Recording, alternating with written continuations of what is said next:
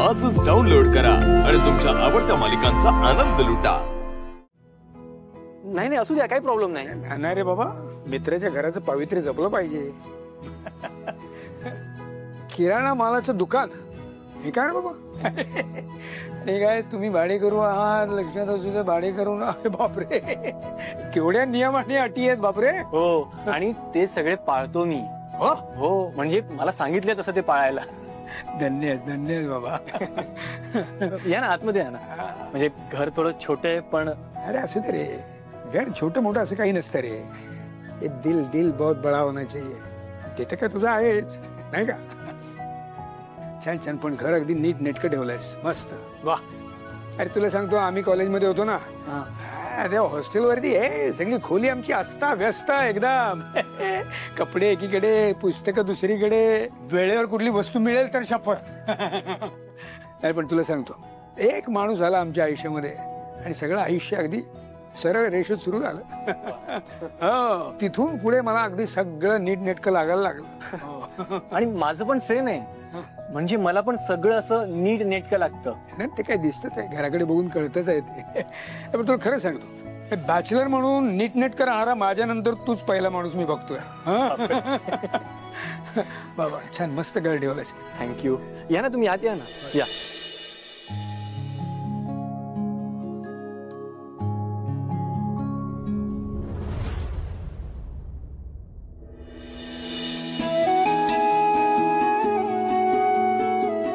Thank you. Dayanand काका, special guest. मला तुझ्याकडे खास दिवाळीचा फराळ घेऊन आलोय, घे। अरे वा,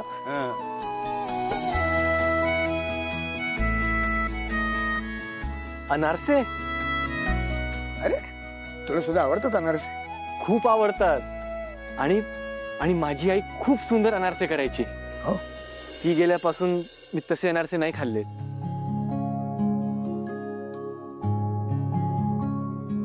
ठीक आहे रे, माणसं जाताना बरोबर त्यांच्या हाताची चव आणि त्यांच्या सवयी घेऊन जातात, आणि मग आपल्यासाठी सोडून जातात आपला एकटेपणा आणि त्यांची असण्याची सवय।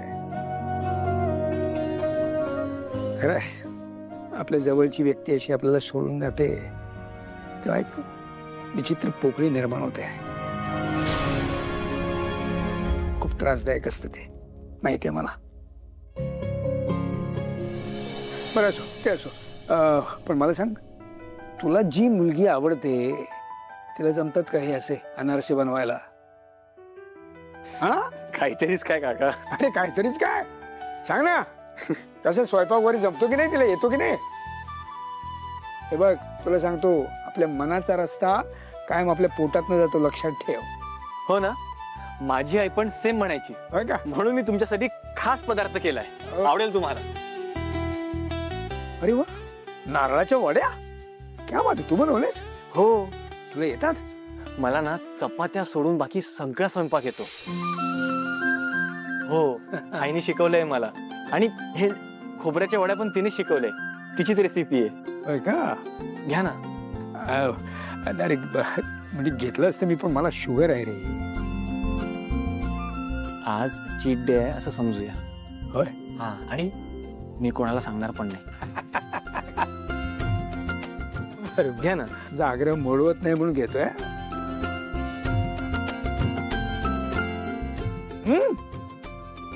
अरे काय छान, अप्रतिम, वा वा वा, क्या बात आहे। आवडलं ना?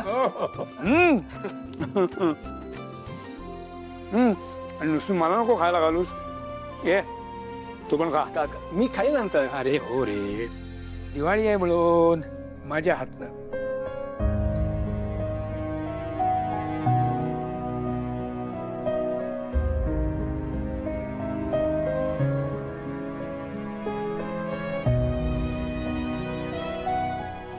काका, मी ना चहा करतो तुमच्यासाठी, एकदम कडक, शुगर फ्री। अरे नाही नाही, चहा वगैरेची काही गरज नाही रे, तू फक्त छान गप्पा मार माझ्या बरोबर। हा, ए फॉर्मॅलिटीज वगैरे सोडून दे रे, उगाच नर्वस होतोयस तू।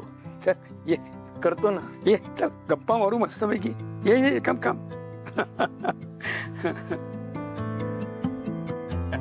म्हणाव, तुम्हाला कसं कळलं की मी नर्वस आहे? ते याच्यावरनं ही सवय ना मला सुद्धा आहे अरे. मी सुद्धा जरा नर्वस झालो की नाही की माझा सुद्धा पाय असाच आपोआप हलायला लागतो.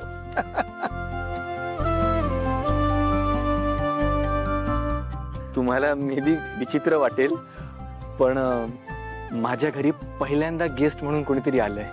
खरंच? हो, म्हणजे आई गेल्यापासून माझे फारसे मित्र नव्हतेच, आणि जे होते त्यांना त्यांच्या घरचे सांगायचे की ह्यालाचा बापच माहिती नाही तर याच्याशी मैत्री करू नको. म्हणून मला माहिती नाही की घरी आलेल्या पाहुण्यांना पाहुणचार कसं करतात, गेस्टला कसं होस्ट करावं, ह्याबद्दल मला काहीच आयडिया नाहीये. अरे पण आता मी तर मित्र आहे ना तुझा, काय टेन्शन घेऊ नकोस. सगळं उत्तम केलेलं आहेस तू. हां आणि तुला सांगतो एक गोष्ट माझ्या लक्षात आली आहे, आपल्याला बऱ्याचशा सवयी ना सारख्याच आहेत. हां म्हणून तर आपल्यात मैत्री झाली आहे ना. पण हे सगळे विचार सोड, सगळं छान केलेलं आहे. तर इथे छान बसून माझ्याशी गप्पा मार मस्त. मला ना खूप दिवसानंतर बरं वाटतंय, असं कोणीतरी आपलं हक्काचं आलंय असं कोणीतरी वाटतंय मला. तुम्हाला म्हणून सांगतो, आपली मैत्री ना माझ्यासाठी खूप स्पेशल आहे.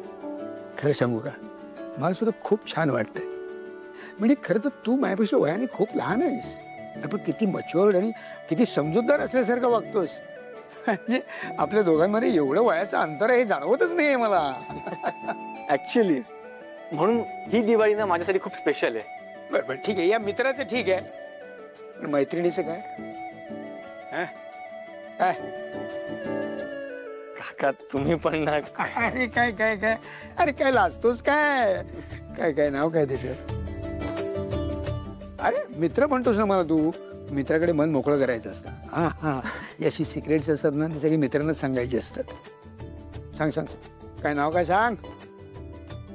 असं काहीच नाहीये काका. अरे तुम्ही आता माझी मस्करी करताय. नाही नाही नाही, खरंच सिरियसली विचारतोय मी, खरंच विचारतोय. नाही असं- कोण कोण आहे कोण? हु इज दॅट लकी गर्ल? काका हे घ्या पाणी. Okay okay. नाही नाही, घ्या घ्या.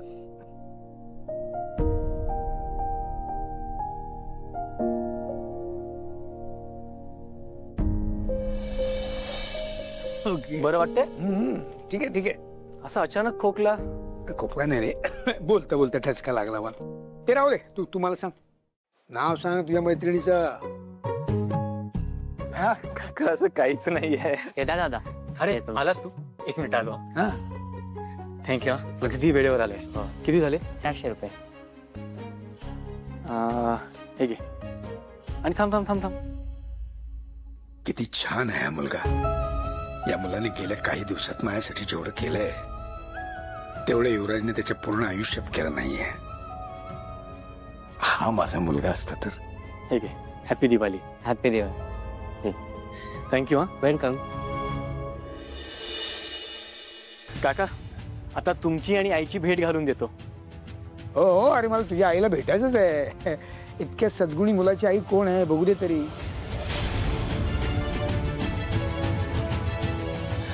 नंतर एक पोरगी आली, एकदम धीट, आणि ती व्यक्ती म्हणजे अहिल्या वेसकर.